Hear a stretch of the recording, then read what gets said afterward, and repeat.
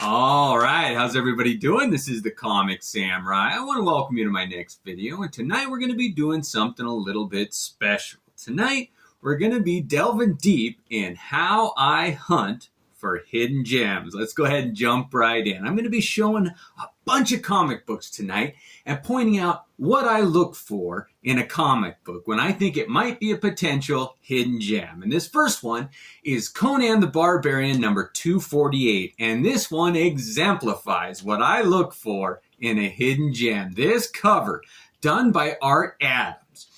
Let me talk about this a little bit. There's two new trends that I've seen in collecting that are interesting to me. One is beheading comic books. Whenever there's a decapitation on a comic book cover, it's a bit controversial, and I love comics that have controversies too. But not only does this one have a beheading, but it also features a bondage cover. This is Red Sonja here, and she's tied up, and there's a lot of collectors who seek those out too, when the main character is in bondage. So those are two things, and this is a twofer. And what a great example, done by Art Adams. All right, I'm going to go ahead and tell you what I'm doing during this video while I'm showing you some comic books. But next up is 100 Bullets number 50. And this one is just a comic book that I thought might be interesting. I love that Brian Azzarello and Edward Risso, the artist on it, but I really like that team up. And this was a series that I read here and there, but I didn't know that much about. So this issue number 50, I think there might be a good event in it. It's something I'm looking for.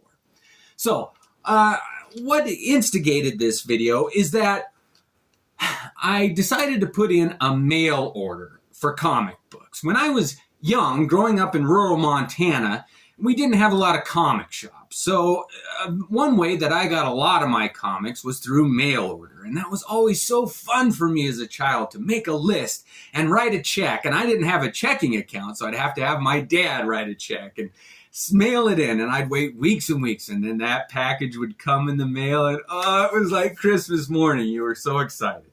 So I decided to do that again. And I want to tell you about it. But let's look at this All-Star six-pack, or Section 8, number 1. And this was just a funny series. They were kind of a made-up superhero team that's silly, kind of like the Mystery Men. But these guys made their appearance in the Hitman comic, done by Garth Ennis, drawn by McCray. And I think this one, yeah, McCray does this one too. So it's a special done by those two. I'm so excited to read that one. All right. So needless to say, I had a birthday recently, and when I watch my YouTubers, my favorite channels, I always am curious how old they are. Like, did they grow up with the same experiences I did? What cartoons did they watch growing up? What were the trends in comic books? So, for all my viewers, I was born in 1977, and if you do the math, I just turned 46. So if you're my age and you like this type of comics, you can compare it to our differences. I always like that. But I'm going to talk about this comic now. This one is The Amazing Spider-Man Soul of the Hunter, and I've heard about this one. It's the sequel to the Kraven's Last Hunt storyline that went through all of the Spider-Man comics in the 80s, and Mike Zeck did the art and the covers, and he returns to that story to wrap things up. And I've never read this one, so this might be a hidden gem. All right, next up, we got Avengers number 149. And when I put this order in, I went through a seller on eBay, and I'm hesitant to do that. I usually don't like putting in orders with comics that I haven't seen. I've done it too many times, and I've been disappointed in the condition. It's always a letdown. However, I gotta sing this seller's praises. The seller's name is vikingray, Vikingray, and I'll put a link in the description. And he's got over 10,000 comic books listed and good pictures of the actual comic that you're gonna get. And you can ask questions. His communication was awesome, and he packaged those comics so securely. They came in 2 boxes, and like I said, it was just like Christmas morning. Opening those boxes, they were wrapped in bubble wrap. They came in like 2 2 days. It was amazing. I can't say enough good things about this order. But this one is an early appearance of the Avengers, and the art inside and the cover, I believe, is done by George Perez. So I'm anxious to read it. Perez just passed away, and I like all his stuff. So that Avengers I'm looking forward to. Now this one, the Avengers number 188, is an interesting one. This one was on my list because I had a copy of it, but it was in English pounds and pence, the price. And I always wanted a United States version. So this one, it was in better condition than my original too. But art drawn by John Byrne, this really is a great. I can't wait to read it again and see what the story is, who these villains are. So all of these comics that I got, there's going to be 80 of them. We're going to be looking at a lot of comics, and I'll go faster once I get through my spiel. But this is Avengers number 193, and all of these comic books have the potential to be hidden gems. And I'll tell you the criteria that I look for. But this one has a cover by Frank Miller, an Avengers comic with a Frank Miller cover. I'd never heard of that before. The interiors are done by, I think, Sal Buscema, John Buscema, one of the Buscema brothers. But, I mean, Frank Miller there on the cover, I had to see if it's worth reading. Next up, we got Batgirl number 17, and I'm not a huge Batgirl fan. I usually don't gravitate towards that, but this cover is done by that Juan Jose Rip, and I just can't get enough of it. I think this is a beautiful cover. I saw it, and I said, you know what, I'm going to give this one a try just because of that cover. And a lot of times, that's what it boils down to. You read a comic, and you're like, oh, I'm glad I discovered it, because it's an amazing story. Next up, we got Black Flag number 0. And I really like this series put out by Image Comics. I had number 1 and 2 by Dan Fraga, but this one has a lot more Liefeld influence. He's helped with the cover, and his name was on the cover, and it's number 0. So it was one I missed out on. I'm always curious when there's a series that I enjoyed, and I missed some of it, and like an issue 0 I didn't know about. So I always pick those up. Next up, we got Bugs Bunny number 1, which brings me to another criteria of my hidden gems. I always like to look for number 1s, first appearances, or the first time an event happens. I like to feature romantic moments between two characters, like Wonder Woman and Superman, their first kiss, which I think was in a DC Comics Presents comic, or the first kiss between Storm and Wolverine, which is an X-Men annual. And it's just interesting to me to see the first time two characters do something together, share their secret identities. When Batman told Superman that what his alter ego, his secret identity is. I love those kind of comic books. So first issues, first time something happens, or something that's controversial. Anyway, this Bugs Bunny number 1, it's the first time Looney Tunes, it's a number 1 featuring a major mainstream pop culture character. And I always like to pick those up, see if they're any good. Next up, we got Contagion number 1. And I don't know anything about this series. It kind of came out right when I was fading out of buying new comic books. But with all of the coronavirus and everything, I thought, ooh, I want to see what this Contagion is. What's breaking out? I like those zombie type comics anyway, and I'm hoping that's what it is, but I don't know. I'm looking forward to seeing it. Now, this Contagion number 2 has another cover done by that Juan Jose Rip, and it just, everyone, I love to see how he draws mainstream superheroes, because when I discovered him, he was drawing comics for Avatar, and just not mainstream comic book superheroes. So I love to see his art on more known heroes. Next up, we got Daredevil number 40. And this one's got a writer and an artist that I like. Brian Michael Bendis, and then the Dodson couple, Terry and Rachel Dodson. But that's another thing I look for in comics, is writers and artists that I like. And anything by Garth Ennis, I'll pick up. Mark Millar, and his stuff can go either way. I either love it or I really dislike it. Chris Claremont, Frank Miller's writing sometimes. Alan Moore, anything by Alan Moore, I'll pick up. And he has some obscure stuff that he writes. But that's another thing that I look for in my hidden gems, when I just see names that I recognize and gravitate towards. Okay, next up, Daredevil number 65. Now, these are all ones that I haven't read, but I am really looking forward to. I wrote down some of the names on this one. I don't know how I missed it, but Brian Bendis does the writing, David Finch, Michael Golden, Jay Lee, Frank, I always say it quietly, but I think it's Quietly. Frank Quietly. Oh, he just does amazing art, and I can't wait to see it in this. I hope it's great. I hope most of these become hidden gems, and if you've read them, that's the big thing. I want to know what you thought of these. Should I not waste my time? Should I not give it much consideration? Or is there something you noticed in these, or one of these comics that you really like? Next up, we got Day of Vengeance #3, and I got a couple of these comics in this series, but I always like it when two characters come together and fight, or at least they prelude a fight. They kind of tease it on the cover. And this time, is that the Spirit and Shazam, Captain Marvel, going head-to-head on the cover by Walter Simonson. This cover, I don't think he did the interior art, but I want to see these two characters battle. Like this character who has all the God's powers, Shazam, going up against the most godlike being in the DC universe. Oh, it's the Spectre. Yeah, that's what I said. Okay. Next up, and sometimes it's just the cover. This Defenders, #128, just had a cover that caught my eye. I didn't recognize the artist's name, but when things are drawn differently, I gotta see, did he do the interior art? What's the story? Just this pose, I really caught my eye. And that's another thing about hidden gems. There's so many things about comic books that can make it a hidden gem. I just get excited about it. Now, this Evil Ernie versus the Heroes special #1, I kind of missed the boat on the whole Evil Ernie thing. I didn't really get into that and the Lady Death. Some of it was good. I like the chromium covers, and they did some leather covers and things.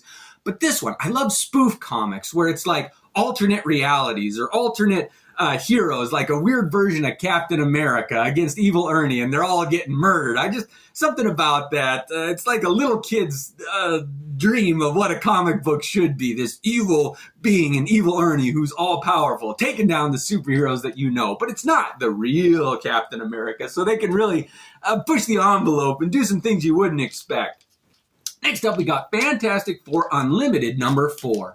And I am a sucker for Hulk versus Thing battles. And this is the Green Hulk versus the normal Thing. And I kind of like it when it's a special fight, like the Gray Hulk versus the Thing when he was mutated more and he was all spiky with his rocks. But I'm anxious to see if this is a good fight.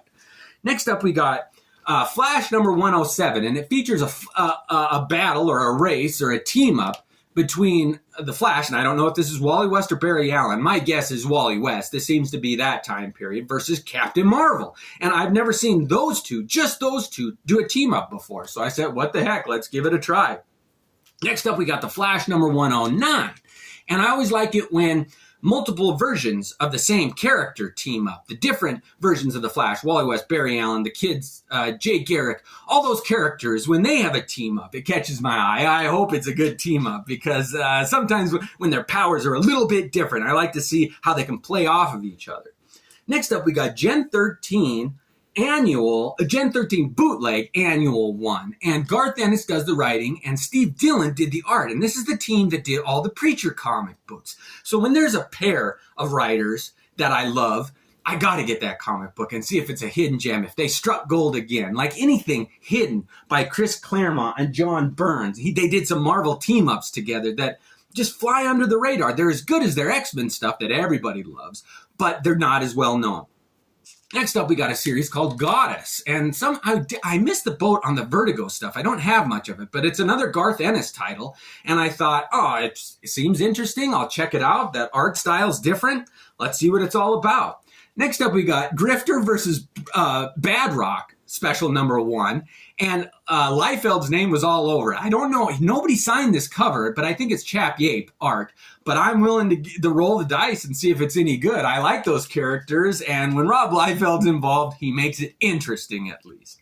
Next up, we got The Incredible Hulk Last Call #1. And this is a comic I don't know much about. I don't know if it's a continuation of The Future Imperfect or whatever that storyline was with Maestro that they did, but Dale Keown art, Peter David writing. I know nothing about this comic, but I love those two, and Dale Keown is one of my favorite, if not my favorite, Hulk artists. So I can't wait to see if this one's any good.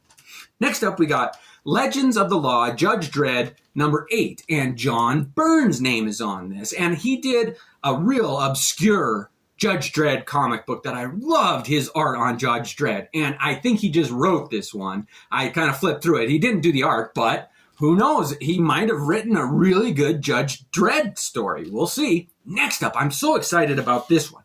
This is called Judgment Day, put out by Awesome Comics. But the names on it, Alan Moore, Rob Liefeld, it just looks like a really interesting comic book. But also, Stephen Platt does some of the art. He's amazing. Jim Starlin. Jim Starlin on an Image-created character book. The Dodsons, those two that I mentioned earlier, they do art on this. And Dave Gibbons, who did The Watchmen with Alan Moore. It's those two getting together again. This one has the highest potential so far to be a hidden gem. I am excited to read that comic book. Ooh, Alan Moore. Next up, we got Justice League America number 58. And I always loved early appearances of a character that didn't get much attention. Some early obscure Wolverine stuff. But this is an early Lobo one. And the art inside is done by Bart Sears, who I think is one of the most underrated artists. I really like his stuff. So I'm excited to see Bart Sears draw Lobo. I can't wait. Next up is Justice League Task Force number 8. And when I saw this cover, I just said, I got to see what's going on. It's another bondage cover, which I'm interested in. I don't know why, but it seems like that is such a weird thing to put on the cover. But this is Martian Manhunter in a female form in bondage. I was like, ooh, this has the potential to be a hidden gem. Next up, we got Legion 91 number 30. And it's just an early appearance of Lobo. And you kind of... They were figuring out the rules of his powers here and how he interacted with people. And I just can't wait to see some of his early interactions. And it's followed up in this Legion number 34, another great Lobo cover. And I've never seen this one before. Lobo's one of my favorite characters, and he didn't make very many early appearances, especially on a team. I like the dynamic with that green-skinned guy. I can't ever remember his name, but the leader of the Legion. Anyway, I can't wait to see if this is a good story. Next up, we got Mage number 11, put out by Comico. And this Matt Wagner, I think, is the name of the guy who created the character and does it. But he kind of faded out and didn't do the art and the writing in some of the later ones. But in this one, it looks like his name's all over it. I like that character, his early stuff. But and that cover, a real interesting cover. It caught my eye. So it has the potential to be a hidden gem. Next up is Marvel Comics Presents, I think it's volume 2, number 2. And this one had an Art Adams cover featuring some characters that I don't see him draw very often. Well, some of my favorite characters that he does draw, but there's a gorilla character on the bottom, and I don't know who that is in the Marvel Universe. So I'm anxious to read the story and see if it's any good. Art Adams covers. I'll buy anything that he draws a cover of. Marvel's figured that out, too. But this is number 3. Same. Art Adams cover. Some characters I'm interested to see. And the names on it are pretty good. These really have potential to be hidden gems. All right. These last couple are all Marvel Fanfare comics. And this is issue number 4. And this sums up, for me, what a hidden gem, what I'm looking for. It's a title that's kind of obscure. Not many people know about it. It's a bit of an anthology, meaning they have more than one story in each comic book. And I wrote some of this one down. This is number 4. It's got a wraparound cover. I always like that, too. Those are fun. Done by Paul Smith, who's one of my favorite, most underrated X-Men artists. Chris Claremont does the writing in it. And it's an X-Men story in the Savage Land. I loved when Chris Claremont wrote that timeline. And then there's another story in it that features Deathlock. He's not my favorite character, but he has such potential. Drawn by Michael Golden, who's becoming one of my more favorite characters. I didn't know much about him, and I featured a couple of his comics in these hidden gems, and interest in him has taken off. I love when I discover a new artist. And there's another Iron Man story, also done by Mike Golden, and I love to see new artists draw my favorite characters. So I can't wait to read this one. The colors on it just look amazing. We only got a couple more, but like I said, all these are going to be Marvel Fanfares. And this is issue number 6. Now, this one has a P. Craig Russell cover. And I don't know much about him, but every piece of work that he's done, I really enjoy. There's a Doctor Strange back cover that is amazing. They should reproduce both of these as posters. But there's a story inside featuring Spider-Man and the Scarlet Witch. And I've never seen a story with just those two characters teaming up.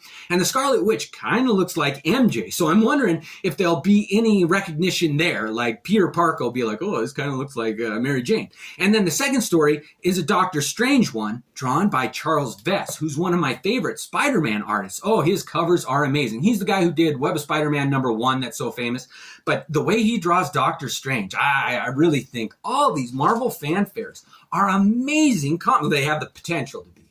Now, this Marvel fanfare number 13, this one has an Art Adams cover. And I am 99% sure that this is the earliest work he did cover-wise for Marvel. His first Marvel comic cover. And whenever you can get a first of an artist, I just can't believe that this comic hasn't taken off. Like that first Jim Lee art in like, what was it, Samurai Santa or something? It's exploded. And I just can't believe that this one hasn't been recognized. But please let me know in the comments what Art Adams' earliest cover work is. And I believe it's this one, but I'd love to know. That's another thing I like about these is people correct me all the time and they say, no, that wasn't the first thing. It was in this one. And I'm always willing to learn more about some of my favorite comics and artists. All right, we only got 2 left, but this is Marvel Fanfare number 15. And this one has the potential to be absolutely one of my favorites. Barry Windsor Smith draws and colors this first story, the majority of the comic, starring The Thing. And one of my all-time favorite comics is Fantastic Four number 296. It's got one of that Marvel 25th anniversary border on it featuring The Thing. And the first couple of pages were drawn by Barry Windsor Smith. And I remember thinking it was such a shame that he didn't do the whole thing because he really complemented the character of The Thing, unlike any other artist I've ever seen. So I can't wait to read this one. I'm fairly certain that'll be a hidden gem, though. All right, last one is Marvel Fanfare number 18. And I don't know where I heard about it or saw it, but this was a hidden comic drawn by Frank Miller. And it's political, and there's a back cover done by Frank Miller, too. And his art, it was kind of during that experimental phase of his. So I'm really anxious to look at it and read it and see if it's any good. I hope I can recommend it. But the last thing I'll say is that another way that I get ideas for potential hidden gems is I read articles, I keep my ears open, and whenever I hear or see anything interesting, I put it on my list, and I want to tell you all about my list in part 2. These were the first 40 comics that I got in that order, and I got 40 more other potential gems that I'm so excited about. I hope you're enjoying taking a look at these comic books. Let me know if you've read them, what you thought of them. We'll see you in part 2. Have a good one.